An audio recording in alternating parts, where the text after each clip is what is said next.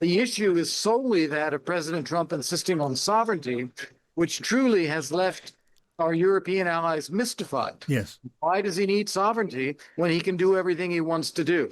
So hopefully, if they have these conversations, there can be a way to address the real issues, make it look like President Trump has a real victory, and at the same time avoid a major rift in the transatlantic relationship that is brewing right now. Donald Trump, the US president, is set to tell European leaders at this week's forum in Davos, well, the US has to have Greenland.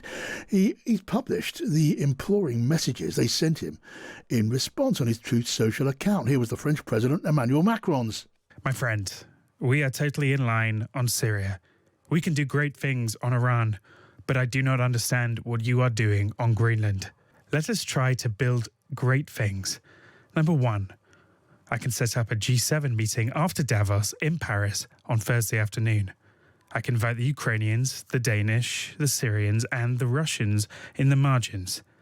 2, let us have a dinner together in Paris on Thursday before you go back to the US. Emmanuel Macron, of course, that was his message, and this was the message of the NATO Secretary-General Mark Rutte. Mr. President, dear Donald, what you accomplished in Syria today is incredible. I will use my media engagements in Davos to highlight your work there, in Gaza and in Ukraine. I am committed to finding a way forward on Greenland. Can't wait to see you. Yours, Mark. And that was, of course, Mark Rutte, the NATO Secretary-General, laying on the soft soap, as maybe only Mark Rutte can. I want to get the thoughts now of Kurt Volker, the former US ambassador to NATO, who's on the line now, live from Davos. Ambassador, welcome to you. Thank you, John. Great to see you. It's lovely to have you with us. And there's just another couple of examples of big players in. You've got the NATO Secretary General of NATO, the leader of France, doing their best to keep on the right side of Donald Trump, in as far as that is humanly possible. But so far, Ambassador, it doesn't seem to be working. The president seems as set and is determined to whack NATO partners with these tariffs as ever he was. Are you losing hope yet? Well, I do believe that there is a soft landing here. I think that what President Trump has identified as security issues in the Arctic can be addressed within the current framework of the 1951 treaty the U.S. has with Denmark. Yes. It has been U.S. administrations that have withdrawn from the Arctic, not Denmark or Greenland's doing. So that can be addressed. When it concerns mineral rights, that also is available. There's nothing stopping American businesses from exploring for minerals in Greenland if they want to weather the ice and the climate. So there's nothing here that prevents anything. The issue is solely that of President Trump insisting on sovereignty, which truly has left our European allies mystified. Yes. Why does he need sovereignty when he can do everything he wants to do?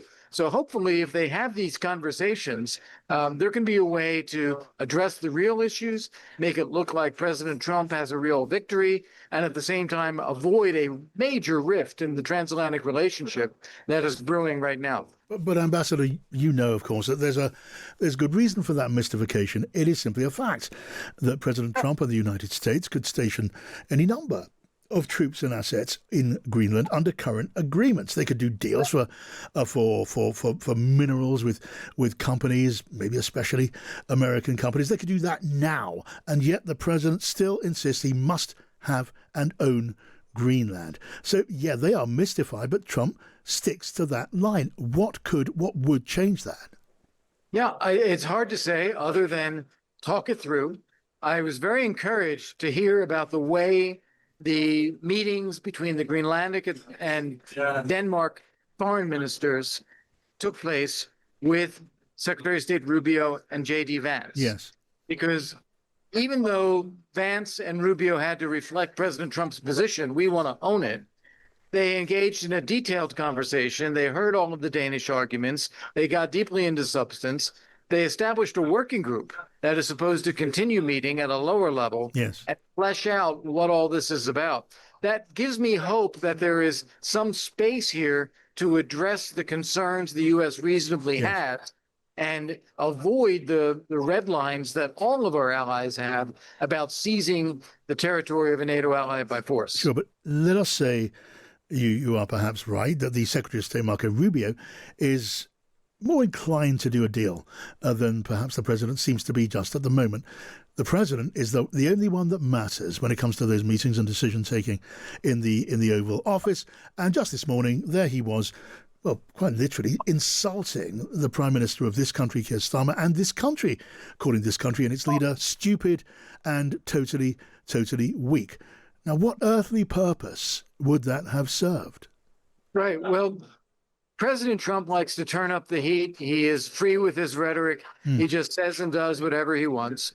I believe there will be domestic opposition to any efforts to seize Greenland in the United States from the public, from the Congress, and even within the administration, there will be people saying there are better alternatives here.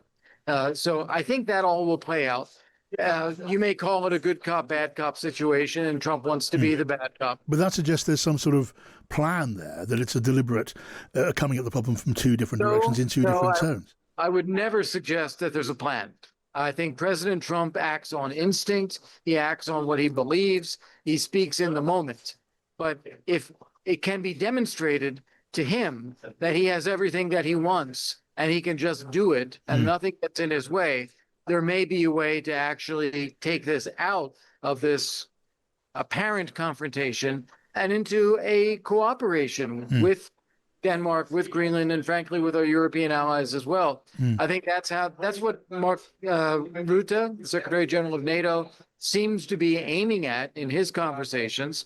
And even President Macron, probably very frustrated that President Trump is releasing his text messages publicly. But nonetheless, he seems to be saying, I get what you're doing with Iran, with Syria, but, on Greenland, it doesn't make sense. We can work with you on this. Yes. But let's imagine for a moment it is possible to reach some sort of deal, because we must all hope that is the case. What are your thoughts on what that deal might look like? I was interested to read the words of General Wesley Clark, a former high-ranking American military commander, just in the last 24 hours. He was talking about the idea of a deal being struck with Denmark to turn Greenland into a kind of American protectorate, in which Greenland keeps its sovereignty, as does Denmark, but America has unfettered rights over its protection and security, and the president might be able to claim that as a victory, which I suppose is an essential component. Yes, and I've heard other administration officials or spokespeople for the administration refer to the Marshall Islands or things like that as an example.